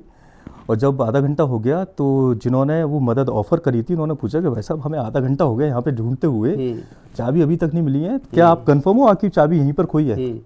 तो वो व्यक्ति आंसर देते हैं कि नहीं, चाबी तो मेरी घर पे खोई थी, पर चूंकि वहाँ पे लाइट नहीं आ रही, अंधेरा है, इसलिए मैं रोशनी में ढूंढने आ गया।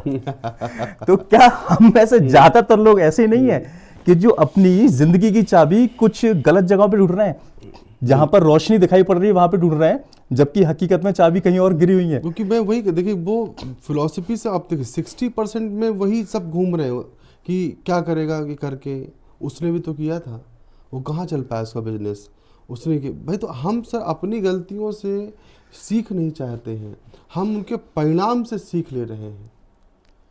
जो उनका रिजल्टेंट जो हो रहा है, ये नहीं देख रहे कि उनके प्रोसेस में कहाँ पे उसमें मिस्टेक हुआ है।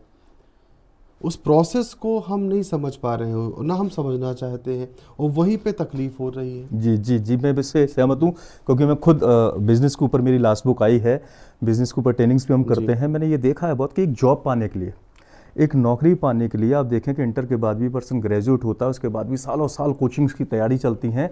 एक नौकरी के लिए, अच्छी सरकारी नौकरी का बड़ा ही यहाँ पे रुझान है कि 8-10 साल वो दे देता है, अच्छा खासा पैसा भी खर्च करता है उसमें, लेकिन एक बिजनेस स्टार्ट करने के लिए कितनी स्टडी की होती है। मैं कहता हूं कि अगर वो 6 महीने भी ढंग से बिजनेस को स्टडी कर ले, ट्रेनिंग्स ज्वाइन कर ले, तो इतना कुछ हो जाएगा कि वो आराम से बिजनेस में सफल हो जाएगा। पर वो नॉलेज लेना ही नहीं चाहता। बिल्कुल। बिजनेस को तो बस कॉपी कैट माना जाता है कि वो कर रहा है, मैं भी दुकान खोल दूं, चल गया, और उसमें कुछ नहीं करता, वो कंपटीशन बढ़ाता है दूसरे के लिए भी। बिल्कुल राइट। सो यहाँ पे अगर मैं बोलूँ कि मान लीजिए, चूंकि आई डू हैव इन्फॉर्मेशन, बहुत सारे लोगों के लिए नहीं है, तो आई वुड लुक फॉर कि वो स्टेप्स के ऊपर हम बात करेंगे कि वास्तव में जो लोगों को बिजनेस स्टार्ट करना चाहते हैं, सच में रुझान है, तो उनको एक रास्ता दिखाई पड़े। कि आज मैं एक पर्सन हूँ, मुझे नहीं दिखाई पड़ रहा कि कैसे बिजनेस करना चाहिए। एक यंगस्टर के तौर पे आप मुझे क्या सलाह देना आप चाहेंगे कि सबसे पहला काम मुझे क्या करना चाहिए अगर मैं बिजनेस स्टार्ट करना चाहता हूँ? देखिए, सबसे पहले तो देखिए, आप यूँ समझिए, मैं 3 ही क्लॉज मैंने आपसे बताए। फर्स्ट, आपकी एकेडमिक क्वालिफिकेशन अपने पास रखे, एक टेबल पे रख के सेल्फ एनालिसिस करिए कि ठीक है, मैं 10वीं पास हूँ। जब 10वीं पास हूँ तो मुझे अभी लैंग्वेज में कोई बैरियर अभी है, इंग्लिश हिंदी पे ये चीज़ हमको समझ में आती, खुद से एक्सेप्टेंस करिए।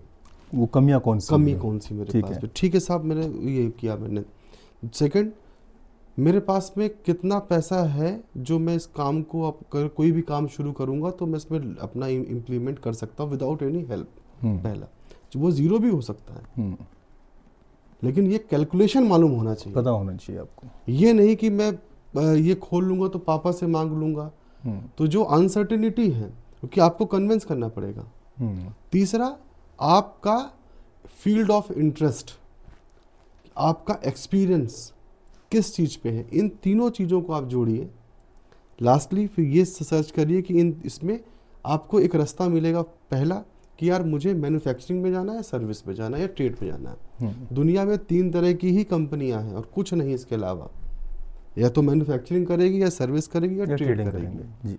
तो अब कितना मुश्किल रहा किसी को समझना कि अभी बस 3 रास्ते हैं, समझ में आ गया। या तो मैं कोई प्रोडक्ट बनाऊंगा, या फिर मैं उनको सेल करूंगा, या उनकी सर्विसेज दूंगा, या मैं आर्टिकल्स कुछ, भाई वो बना रहा, शूज़ बना रहे हैं मेरे पास में, यार ये मुझे पता है कि यार एक काम करता हूँ, या सेमी फिनिश्ड वाला काम कर लेता हूँ। उसने अपर बनाया, लोअर मेरे पास में है, दोनों का फिक्स किया, एडहेसिव लगाया, ये सब चीज़ें कर। या मुझे नहीं समझ में आ पा रहा, फुटवेयर इंडस्ट्री का एग्जांपल अगर मैं दूँ तो मेरे, ठीक है साहब, मेरे पास में बहुत सारे कॉन्टैक्ट हैं जो ये, आप यूँ समझिए कि महज हम लोग मिस्टेक कहाँ हो रही है, जो आप अभी पूछ रहे थे कि शूज़ है, हम लोग शूज़ जो है वो 19 इंडस्ट्रीज से होकर गुजरता है, 19 कंपनियों से, 19 अलग अलग कंपनी से एक जूता रॉ मटेरियल के फॉर्म से लेकर कंज्यूमर के पैर तक, मैं कंज्यूमर का वर्ड यूज कर रहा हूं, ना कि कस्टमर का कर रहा हूं, तो 19 कंपनी से होकर निकलता है। कैसे आप समझे? अब इसी में आप सर्च करिए 19 कंपनी को, आप देखिए raw material, tanning, non tanning, cutting, stitching, उसके बाद उसकी डिज़ाइनिंग, उसके जो आर्टिकल्स हैं, आईलिड है, लेस है, विदाउट लेस है, उसका थ्रेड मैन्युफैक्चरिंग, हर चीज़ों पे जिसका नाम लेता जा रहा हूँ उसमें मैन्युफैक्चरिंग, सर्विस और ट्रेड तीनों सेगमेंट जुड़ा हुआ है। उसके बाद में जब वो एडहेसिव के लिए पहुंचा, उसके ईवा सोल के लिए पहुंचा, नॉन ईवा सोल के लिए पहुंचा, अंदर पहतावे के लिए भी पहुंचा। उसके बाद में जब उसके ऊपर फिनिशिंग की बात आई, पॉलिशिंग की बात आई, पैकिंग की बात आई, नॉन वुमेन की विद वुमेन पेपर यूज़ करना है। इनफैक्ट वो जो शेप ना बिगड़े जूते का, जो कागज़ का जो रोल करके उसके अंदर डालते हैं, वो भी एक इंडस्ट्री है। अभी मैं जिसका नाम लेता जा रहा हूँ उसमें आप तीनों सेगमेंट जोड़ के चलिएगा कि आप इसमें क्या कर सकते हैं। मैन्युफैक्चरिंग कर लेंगे उस पेपर का, या सर्विस कर लेंगे, या फिर आप ट्रेड कर लेंगे। उसके बाद वो डब्बे के जो बना रहा बॉक्स, पैकेजिंग इंडस्ट्री कितनी बड़ी है, वो उसमें आई है। उसके बाद फिर जब जिस वो पैकेट पे दिखा रहा है, इनफैक्ट एक शूज़ के अंदर एक आपका एक इंस्ट्रूमेंट होता है जो शूज़ पहनते हैं जिससे, तो वो हाँ, भी हाँ, हाँ जी, वो जी, वो जी। वो उसको तैयार करने वाली देखिए, इनफैक्ट उसका शेप ना बिगड़े, और जो अंदर जो कागज डाला गया है उससे लेकर जो शू के पॉइंट टो तक वो डंडी पहुंचे, प्लास्टिक की डंडी भी उसके अंदर हो रही है जो मेजरमेंट का पॉइंट है। उसके बाद उसको आप डब्बे के अंदर पैक कर दिया आपने, इनफैक्ट आपने एक उसके अंदर एक पाउच भी डाला जो मॉइस्चर को कंट्रोल करता है। I know one of my friend, और उसका जो बिजनेस है, she is like girl of 28-29, और मैं देखो पर्टिकुलर नंबर तो नहीं बता सकता, पर मुझे यहाँ तक लगता है कि पर डे की उसकी इनकम 70-80 हज़ार से 1 लाख रुपए के आसपास है पर डे की, और वो टैग बनाती है शू के। मैं वही कहना, अभी तो मैं आया नहीं उसमें, अभी तो बस वो अब ऊपर हुआ। जी अब आप देखिए, आप जिसको भी आप दे रहे हैं वेंडर, उसका टैग होगा, डिजाइनिंग का होगा, उसका टैग का भी डिजाइनिंग है। जी।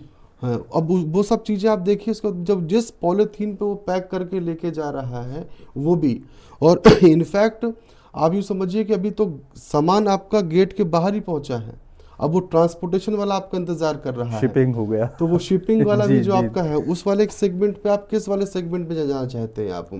इसके बाद जब वो घर पहुंचता है, घर पहुंचने के बाद में आपके पास में वो चीज़ देखने के बाद मज़ा नहीं आया, तो जो रिवर्ट करेंगे आपको, जो पिक करने, जो डिलीवरी बॉय है, जो आपको जो सर्विस, जो कुरियर सर्विस वाला है, वो भी आपके साथ में ऐड हुआ, वो भी आपका कार्टेज लेके चला गया वापस, फिर वापस लेके आया।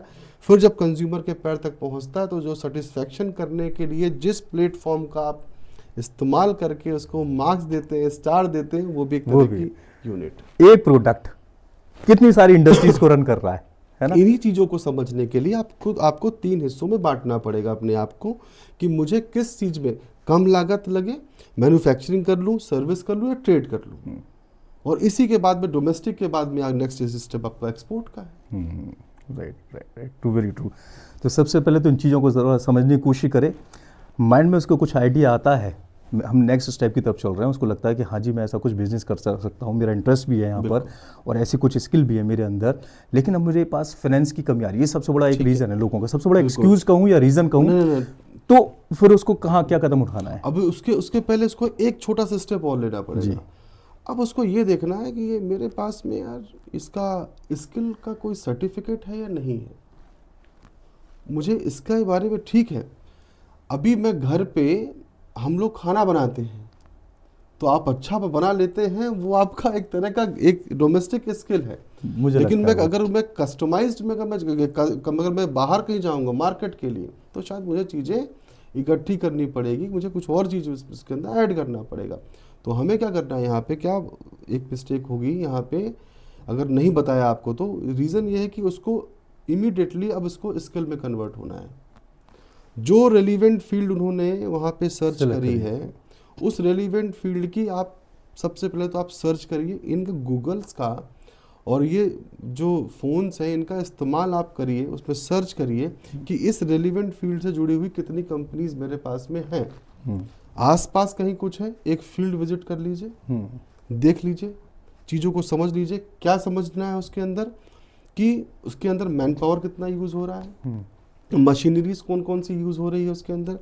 अब जब वो स्किल अपने आप में हो गया तो अब उन्होंने सेंटर मालूम कर लिए कि जैसे अब आपको इंस्टीट्यूशन के मैंने नाम बताए फुटवेयर के अंदर है, तो सर्च कर लें कि कहाँ पे हो रहा है। इनफैक्ट अगर उनको ये भी लग रहा है कि भाई मेरे पास इतना पैसा नहीं है जो मैं फीस देके नहीं पढ़ लूँ, तब भी स्पॉन्सर ट्रेनिंग प्रोग्राम चल रहे हैं SC/ST के लिए, वहाँ भी आप उसके अंदर एंटिटी आपकी हो सकती है। और आपने जब वहाँ भी गए, जब आप स्किल हो गए, जब 2 चीज़ें आपके साथ में ये मजबूत हो गई, तब आप फाइनेंस की तरफ में आइए। अब फाइनेंस में मैं ये नहीं मान सकता हूँ सर कि जिस किसी को अगर फाइनेंस, अगर उसने सही तरीके से अपने आप को एलोबरेट किया है, जब मैं और आप आपस में बैठे हैं, अगर मैंने आपसे 2 लाख रुपए पैसे मांगे तो आप में से 3 सवाल पूछेंगे,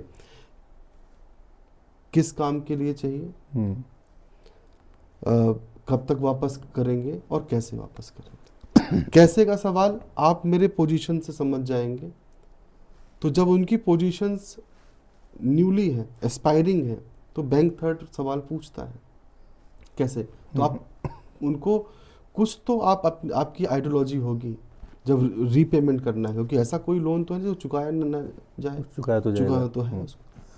जब चुकाने की बात आई तो उन्होंने पूछा उनसे कि भाई ठीक है भाई, आपके पास में ये लोन इतना अमाउंट का है आपके पास में, तो आप उसमें क्या मशीनरी लेंगे, तो अब आपको अगर मशीन्स का ही नाम नहीं आइडिया हो रहा,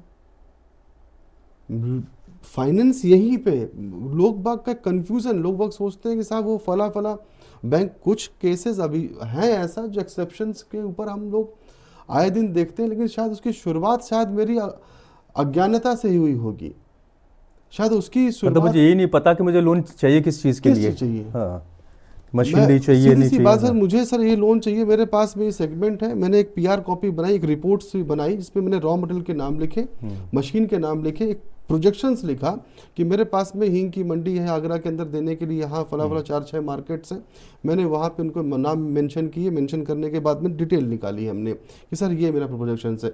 वो ये नहीं कह रहे हैं, बस वो ये जानना चाहते हैं कि क्या आपके दिमाग में ये बातें हैं कि कल के दिन ये तो नहीं कहा कि साहब जब बिकेगा तब देंगे, तो फिर कोई नहीं देता है। तो फाइनेंस के लिए देखिए इस देश में आप समझिए कि हमें छोटे छोटे से पैमाने से लेकर, चाहे वो आप, अगर मैं SC/ST हब के बिहाफ में बात करूं तो national schedule caste financial development corporation है, national schedule tribe financial development corporation है, मिनिस्ट्री ऑफ MSME की ही पॉलिसीज़ हैं, इनफैक्ट PMEGP पॉलिसीज़ हैं, prime minister employment generation programs है, मुद्रा योजना है, CM उद्यमी योजना है जो 5 लाख रुपए तक के लिए है, 20 लाख रुपीज़ तक की आपकी मुद्रा योजना है, PMGP के अंदर 50 लाख रुपीज़ एस्पायरिंग एंटरप्रेन्योर के लिए, नए उद्यमी के लिए, और पहली उसकी रिक्वायरमेंट है कि साहब आपके एकेडमिक क्वालिफिकेशंस, आपका कोई सर्टिफिकेशन जो आपने किया हो। इनफैक्ट उसके अंदर ये भी जोड़ा गया है कि आपने अगर महज आपने सोच लिया है तो 90% तो आपने काम कर लिया, सोचना ही तो सबसे कठिन था।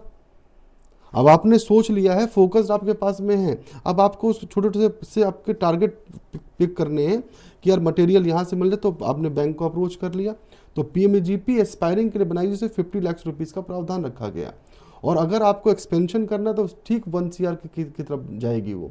ऐसे स्टैंड अप इंडिया पॉलिसीज़ हैं, एन नंबर ऑफ पॉलिसीज़ हैं जो इमर्जिंग इंटरप्रेन्योर्स के लिए आपके इस इंस्टेंटली आपके लिए वेट कर रहे हैं। ये तो मैं एक पहलू की बात कर रहा हूँ। दूसरा पहलू स्टार्टअप की हम लोग बात करते हैं, जैसे थोड़ा सा मतलब खुले तौर पे ये बात है कि लोग बाग के पास में कंफ्यूजन है, उन्हें ये लगता कि मैं कोई नया काम शुरू कर लिया हूँ तो मैं स्टार्टअप हो गया हूँ। स्टार्टअप की कहानी देखिए 2 ही कंडीशंस है, या तो कुछ ऐसा इनोवेटिव जो कभी नहीं हुआ हो, या कुछ ऐसा जो एग्जिस्टिंग तो हो बट कॉस्ट इफेक्टिवनेस हो, नया कुछ कहीं ना कहीं कुछ ना कुछ चीज़ों को आप जोड़ के लेके आ रहे हो। तो इन चीज़ों पे वो department, ministry of commerce and industry का डिपार्टमेंट है, DPIIT विभाग, उनके अंदर शर्त ये है कि भाई कि हमें प्रोप्राइटरशिप फर्म नहीं इंटाइटल्ड उसके अंदर। तो अभी के डेट पे आप जब सर्च करेंगे तो ये कैसे हो सकता है राजू जी कि मेरी कंपनी, मेरी फर्म, और मुझे अगर उसके बारे में अपना उद्यम ही नहीं पता, मुझे उसके बारे में अपना पैन कार्ड नहीं पता, मुझे ये भी नहीं पता कि GST मैंने जो लिया हुआ है वो किस HSN कोड के आधार पर मैं बिल उसको काट रहा हूँ, मेरे पास मान्यता है कि नहीं है उसको, और मैं किस सेगमेंट को अप्रोच करूँगा, तो कल के दिन जब आप कस्टमर को कन्विंस करेंगे तो किस बात के लिए कन्विंस करेंगे? आप अपने आर्टिकल को पुट करेंगे या मांगेंगे? Exactly true. तो जब आप ऐसी कंडीशंस में आप पुट करेंगे, क्या अगर लोनिंग, तो देखिए आप n नंबर लोनिंग हर साल हर बैंकों के ओवरशूट होते हैं, एग्जॉस्ट होते हैं लोन, खुद तो नहीं ले लेते होंगे सर, कहीं ना कहीं तो वो इंटरप्रेन्योर्स को ही दे रहे हैं। तो ये वो इंटरप्रेन्योर है जिन्होंने अपनी वजह पुट करी, अपने वर्डिक्ट को पेश किया है कि साहब हमको ये करना रीपेमेंट के लिए, तो उनके पास में हो रहा। ऐसा नहीं, देखिए इसको महज मतलब ऐसे समझिए कि भाई ठीक है, ये प्रॉफिट लॉस एक पैटर्न है, उसका लॉस हो गया तो कुछ ऐसा नहीं कि भाई कंपनी बंद करो, वो एक पैटर्न था। कहाँ मिस्टेक है? स्कूल में फेल पास हो जाना एक पैटर्न है, तो ऐसा इसको आप, लेकिन डॉक्यूमेंटेड। आज की डेट में वही इंडस्ट्रीज पीछे है राजू जी जो अपने आप को डॉक्यूमेंटेड स्ट्रॉन्ग नहीं कर रही है। आज मैं इस दावे के साथ कहता हूँ इस बात के लिए कि आज बेशक आगरा हमारा ये दुहाई देता है कि साहब मेरी चौथी पीढ़ी यहाँ पे काम कर रही है, आप मुझे बताएं कि अगर किसी की चौथी पीढ़ी काम कर रही होती तो ग्राफ कैसा होता है? चौथी पीढ़ी काम करे तो बढ़ना ही चाहिए, ग्राफ हमेशा ऐसा ही होगा। तो ग्राफ ऐसा क्यों जा रहा है? और ऐसी कितनी कंपनी है तो जो चौथी पीढ़ी में जाने की सोचते ही नहीं। एक्चुअली आप देखिए ना कि जब चौथी पीढ़ी लगातार किसी काम को कर रही है तो ग्राफ ऑफकोर्स ऊपर होगा। रीजन क्या रहा? डॉक्यूमेंटेड नहीं रहे हम, और इसी का दुष्परिणाम ये रहा कि कोई भी कंपनी कैरी फॉरवर्ड नहीं हुई। हम अपने आने वाली जनरेशन्स को हमने कोट नहीं पहनाया उनको पीछे से कि साहब you are a director of this company. जी जी जी जी, true true true. So here like we got the information कि वास्तव में आज वो सारी चीज़ें मौजूद हैं जो आपको एक अच्छा एंटरप्रेन्योर बना सकती हैं और आपकी सारी ज़रूरतों को पूरा कर सकते हैं। इवन आई कंसिडर कि वो बहुत सारे ऐसे पोर्टल्स होंगे गवर्नमेंट के जहाँ पे जो लोग जरा से भी इंटरेस्टेड है, हमारा पॉडकास्ट डेफिनेटली उनको नॉलेज देगा, लेकिन अगर वो जाना चाहें, ढूंढना चाहें, तो वहाँ से उनको वो मोटिवेशन भी मिलता रहेगा, वो मीडियम भी मिलता रहेगा, वो डायरेक्शन भी मिलती रहेगी। तो ऐसे कौन कौन से पोर्टल्स हो सकते हैं जिनको लोगों को सर्च आउट करना चाहिए? सर्च के mymsme.gov.in, उस पर सर्च करिए, उस पर सारी मिनिस्ट्रीज की स्कीम्स है, उसके अंदर नेशनल SC/ST हब की है, गूगल पे नाम से सर्च कर लीजिए, KVIC के नाम से सर्च कीजिए, DC हैंडीक्राफ्ट के नाम से कीजिए सर्च, उसके अंदर वो सारी स्कीम्स है उसके अंदर।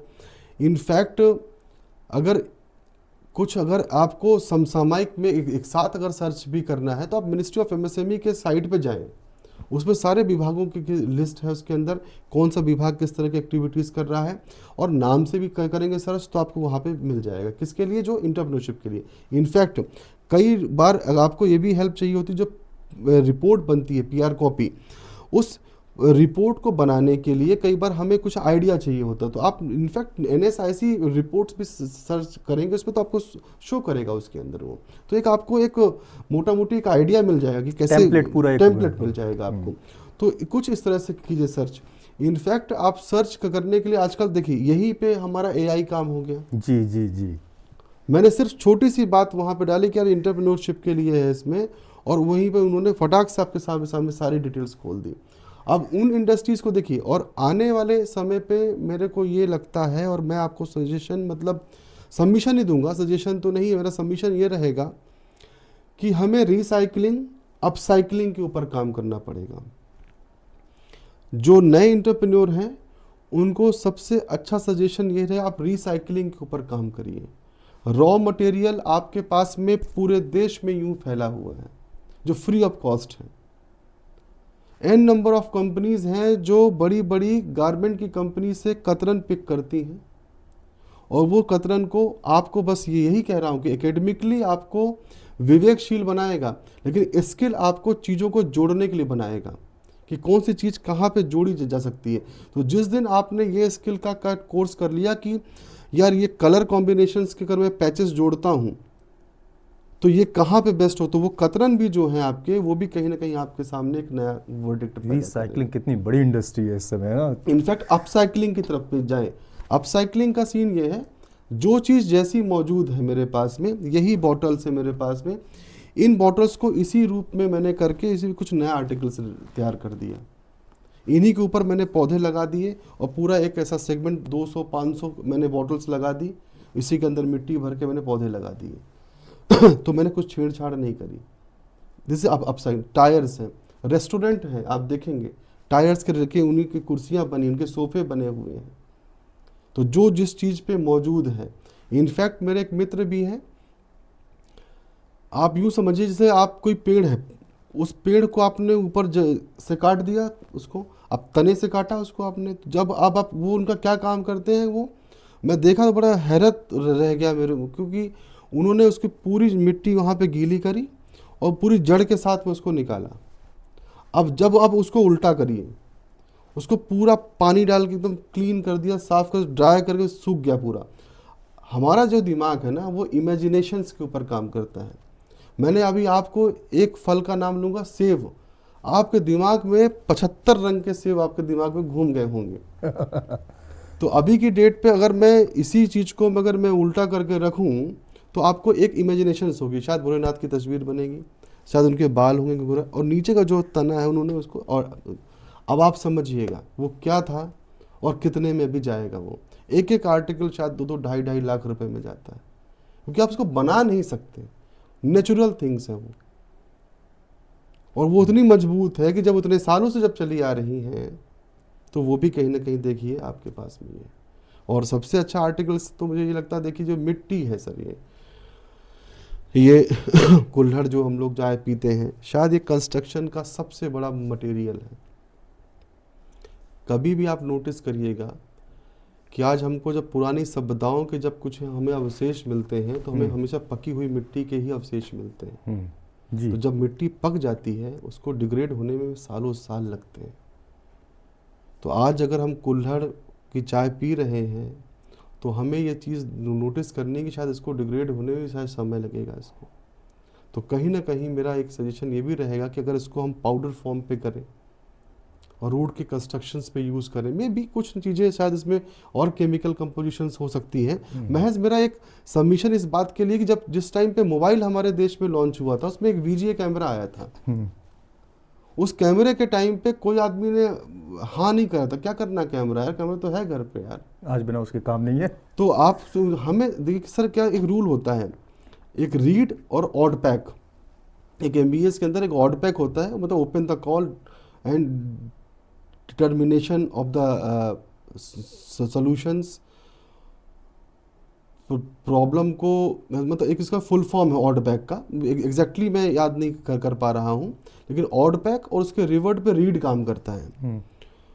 तो जहाँ पे लास्ट पॉइंट पे अगर मैं ओपन द कॉल पे अगर मैं बात करता हूँ किसी की, मुझे आपसे कोई चीज़ ये मुझे समझाना है आपको कि आप इसको साथ में लेके चलिए। इनफैक्ट मैंने साइकिल पे मुझे आपके ये लगाना था पानी की बोतल, तो मुझे दरअसल मुझे लगा था एक और आर्टिकल जो स्टैंड का काम करे आपके साइकिल पे।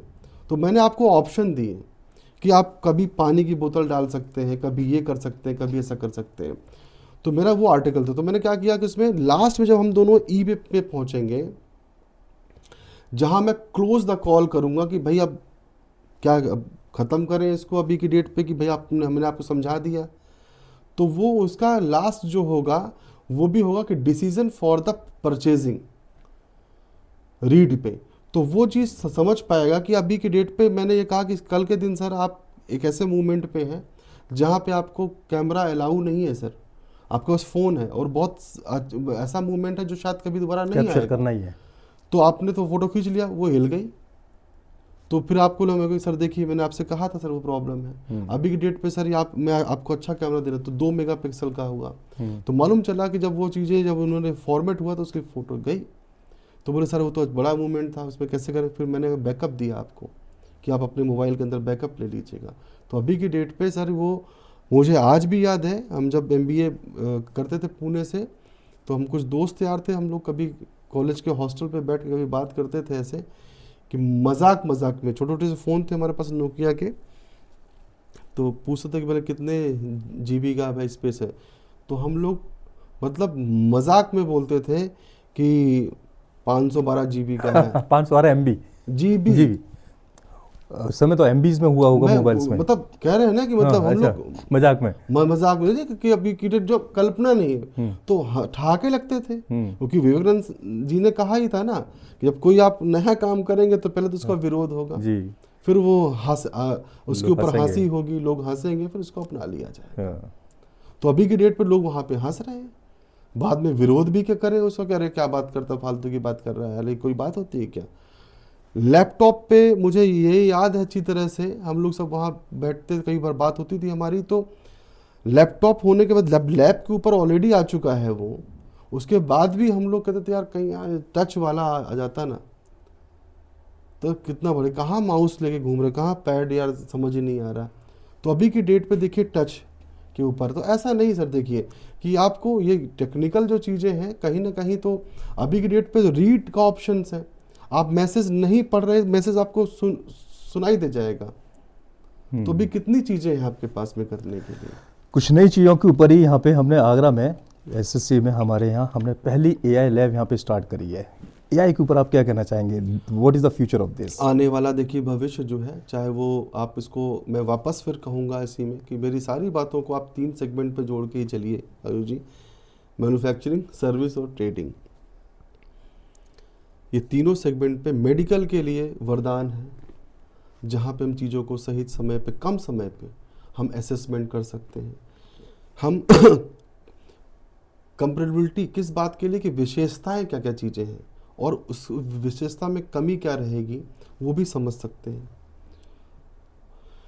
मेडिकल के फील्ड में है या बिजनेसेस को अगर आप इस तरह से एग्रीकल्चर के फील्ड पे आप देखिए कि और ऐसा कोई सेगमेंट शायद मुझे नहीं लग रहा है। और ख़ासकर देखिए एंटरप्रेन्योरशिप तो देखिए बीज है, वो तो किसी भी जगह पे उगेगा, लेकिन ये है कि एआई एक ऐसा टूल है, अगर उन्होंने सही तरीके से इस्तेमाल किया सही जगह पे देखिए। और ये एक तरह से पीछे एक थ्रेड भी चल रहा है मेरे बोलते बोलते, कि जिस तरह से हम लोग आज आम ज़िंदगी पे बहुत सारे ऐसे कुछ अन एक्सेप्टेंस चीज़ें जो हमारे सामने जो आ रही है, जो हमें किसी का भरोसा खराब कर रही है, और हमें ये लग रहा है कि शायद हम ट्रस्ट वर्दीनेस जो चीज़ें होती हैं वो शायद कहीं ना कहीं इसके ऊपर भी इफ़ेक्ट कहीं होगा। लेकिन मेरा ये ज़रूर कहना कि चीज़ों को आप इस्तेमाल करते हैं, आप ऐसा ना हो कि आपको चीज़ें इस्तेमाल करना शुरू करें। आप एआई का टूल्स की तरह से आप इस्तेमाल कर सकते हैं, चीज़ों को एक नए इमेजिनेशंस फाउंड पे आप सोच सकते हैं। और दुनिया का सबसे बड़ा एआई देखिए हमारा मस्तिष्क ही है, हमारे न्यूरॉन्स ही हैं, और उससे बेहतर तो अभी तो हमने इंटेलिजेंस तो यही है अभी सारा। तक तो सिर्फ हमने यही सोचा है जो हम जिस पे हम बात कर रहे हैं, और हमने बना लिया वो जी।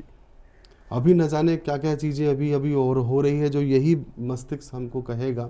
लेकिन बस यही है कि मेरा ये मानना है कि आप अब हो क्या रहा है कि आज की डेट में शायद मुझे ये लगता है कि एक घर पे 4 आदमी हैं, और 4 आदमी एक दूसरे के बारे में शायद बहुत कम जानते हैं जितना सोशल मीडिया आपके बारे में जानता है। जी जी जी। और कई बार हमने नोटिस किया कि एक घर के अंदर बैठे हुए सभी के पास फ़ोन्स हैं, एवरीबॉडी जस्ट कीप साइलेंस, और एक दूसरे से हम बात नहीं कर पा रहे हैं, एक दूसरे से तकलीफ़ शेयर नहीं कर पा रहे। तो शायद हमारे उस पहले सवाल का शायद जवाब ये भी होगा कि शायद हम फोकस पे भटकने से क्या है, क्योंकि हम जिस टूल्स के आधार पर हम कोट कर रहे हैं वो टूल्स कहीं हमारा अनुभव के सामने बड़ा ना हो जाए।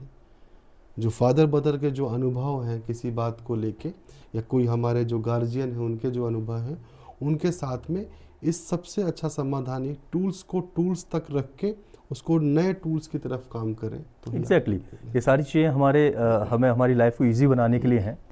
और अगर हम बात करते हैं एंटरप्रेन्योरशिप की, तो एआई उसमें बहुत बड़ा रोल प्ले करने जा रहा है ना, क्योंकि सब कुछ फास्ट कितना हो सकता है उस पर डिपेंड करता है।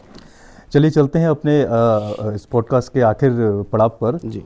और एक मैसेज हम आपकी तरफ से चाहेंगे कि युवाओं के लिए, आज के युवाओं के लिए आप क्या मैसेज देना चाहेंगे, साथ ही साथ हमारे इस ऑर्गेनाइजेशन एसएससी और हमने यहाँ पे जो पहल करी है कि आप जैसे लोगों को यहाँ पे बुला के वो मैसेज और सही इन्फॉर्मेशन लोगों तक पहुँचा सकें, इसके बारे में क्या कहना चाहेंगे? देखिए सबसे पहले तो आपको बहुत बहुत धन्यवाद कि आपने हमें यहाँ पे आमंत्रित किया, और शुभकामनाएं हैं आपके संस्थान को कि आप इस तरह से लगातार आप एक नए पहलू पे काम कर रहे हैं, लोगों से आप जोड़ के उनकी जो बातें हैं, जो समसामयिक मुद्दे हैं, जो देश के अंदर जो अलग अलग जो नीतियाँ जो कार्य कर रही हैं उनके बारे में लोगों का एक जागरूक करने के लिए भी एक नया पैमाना आपने स्थापित किया, इसके लिए आपको साधुवाद है।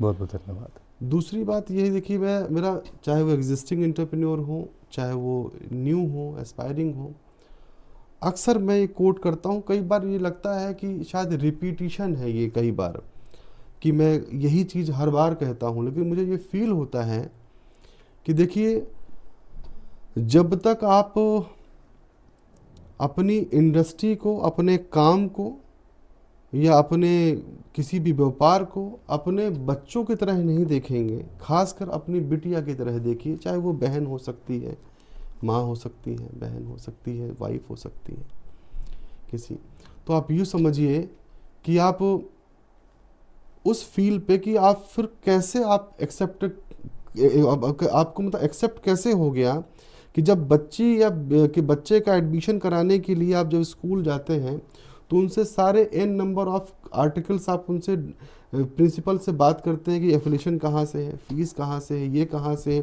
ट्यूशन कहाँ पड़ेगा, टीचर की क्वालिफिकेशंस क्या है, ये क्वालिफिकेशन क्या है, बच्चे का ड्रेस कहाँ है, फला जगह पे नहीं मिल पाएगा, सारे चेक पॉइंट। हम लोग ये भी भाई एक मिडिल क्लास फैमिली ये भी प्रयास करती है कि साहब ये जो ड्रेस है, ये ड्रेस मुझे और सस्ता कहाँ से मिल जाएगा, ये किताबें जो हैं कहाँ से मिल जाएंगी। कई बार हम कोशिश करते हैं कि हमारे भाई बहनों की जो बुक्स हैं वही हमारा अगले वाले सेशन पे काम आ जाएगी। तो जब तक हम अपने जिस किसी में, ये बात मैं अपने स्वयं के ऊपर भी इम्प्लीमेंट करता हूँ कि अगर मेरा ऑफिस है और वो मैं अगर रिस्पॉन्सिबल, अगर मुझे जिम्मेदारी दी गई है, एक रिस्पॉन्सिबिलिटी अगर दी गई है, तो शायद मैं उसको अपनी बिटिया की तरह देखूँ। क्योंकि जिस दिन मैं, अगर मुझे मेरी बेटी के बाल उड़ रहे हैं, नाक बह रही है, चेहरा धुला नहीं है, कपड़े फटे हैं, तो अगर मैं उसको इस हालत पे अगर एक्सेप्ट कर रहा हूँ, तो शायद फिर मेरे को फ़र्क नहीं पड़ेगा कि मेरी कंपनी पे, मेरे डिपार्टमेंट में क्या हो रहा है, मेरी कुर्सी के नीचे जाने लगे हैं। मैं पूछूं कि फाइनेंशियल ईयर की फाइल कहाँ रखी हुई, तो शायद मुझे पता नहीं कहाँ पे है। तो मेरा सबसे यही आग्रह है लास्ट पे कि आप सब लोग अपनी बच्ची की तरह अपनी कंपनीज को देखना शुरू करिए। मेरा विश्वास मानिए कि जिस दिन आपका संवेदना उसके साथ में जुड़ गई, उस दिन वो चीज़ें कभी आपको धोखा नहीं देंगी, कभी भी आप उससे मिस नहीं होंगे। कि आपको पता है आपके पास आपके बच्चे की मार्कशीट तो है हर साल जो आपने रखी हुई है। कैसे हो सकता है कि जब बच्ची या बच्चा स्कूल पे कोट करता है टीचर के पूछे जाने पे कि बेटा तुम्हारे पापा या मम्मी क्या करते हैं, तो वो कहता है बड़े गर्व से कि मेरे पिताजी बिजनेसमैन हैं। और मैं क्या उस बिजनेसमैन की कल्पना करूं जिसके पास में खुद के बेसिक डॉक्यूमेंट्स नहीं हो पा रहे। अगर मैं हर फाइनेंशियल ईयर की ITR की बात कर लूँ, बैलेंस शीट की बात, एक शीट है जो स्कूल रिलीज करता है बच्चे के नाम पे, that is called mark sheet. वो बचपन से सारी संभाली हुई रखी हुई है। समझ, एक शीट रिलीज करता है व्यापार, उसको बैलेंस शीट कहते हैं। तो इस शीट के लिए क्या हो गया और उस शीट के लिए क्या हो गया, और जिससे आपका परिवार चल रहा है, जो बच्चा आपका कोट कर रहा है कि मेरे फादर बिजनेसमैन है, तो अगर वो आप सिस्टमेटिक वे पे अगर आप खुद इकट्ठा नहीं कर पा रहे, तो फिर शायद आपको तकलीफ नहीं हो रही है। तो प्लीज़ उसको आप बिटिया की तरह देखना शुरू करिए। और मेरा मानना है ये रास्ता आसान नहीं है कि प्रोप्राइटरशिप के जो मालिकाना हक रखने वाले जो यूनिट्स हैं, उनको आप समझिए कि वो एक pure form of the entrepreneur है, जहाँ पे एक व्यक्ति खुद दुकान खोलता, सर चाबी का गुच्छा एम्प्लॉय तक पहुँचते पहुँचते 10 साल बीत जाते हैं, जिस दिन आपके जेब से चाबी नहीं निकले, जिस दिन आपका खुली हुई ऑफिस पे आपके एम्प्लॉय वेट करे कि सर 9:30 हो गया, सर आ रहे होंगे। एक वक्त है जिस दिन आपको पता है कि मुझे ऑफिस खोलना है, मुझे झाड़ू उठाना है, तो वहाँ से वहाँ तक पहुँचने के लिए थोड़ा समय लगेगा, लेकिन इसके लिए आपको फोकस्ड और संवेदना के साथ जरूर जुड़ना पड़ेगा। अदरवाइज देखिए महज तो फिर रोज ही उद्यम बन रहे हैं। जी जी जी जी बिल्कुल। अगर बड़ी मंजिलें हासिल करनी है तो रास्ते भी थोड़े से बड़े तो होंगे ही। सो फ्रेंड्स, ये थे हमारे साथ डॉक्टर पुष्पेंद्र जी, और सिटिंग आगरा में ही यहाँ पर plaza, it is right, Bhavna tower के पास। नहीं, दरअसल उसका एड्रेस है पदम बिजनेस पार्क, आवास विकास, सेक्टर 12 जी। तो यहाँ पर दिस इज राजू गुला शो, और यहाँ पर हम लेकर आते रहेंगे ऐसे ही बहुत सारी नॉलेज, बहुत सारी ऐसी पर्सनैलिटीज़ को जो एंटरप्रेन्योरशिप के ऊपर, स्किल्स के ऊपर, लीडरशिप के ऊपर, उनसे हम बहुत सारी जानकारी लेंगे। और साथ ही साथ अगर आपको लगता है कि आपके बीच में कोई भी ऐसा है जिसकी लाइफ स्किल, जिसकी लाइफ स्टोरी या उसकी नॉलेज लोगों को इंस्पायर कर सकती है, तो आप ज़रूर हमसे कॉन्टैक्ट करें। Thank you so much.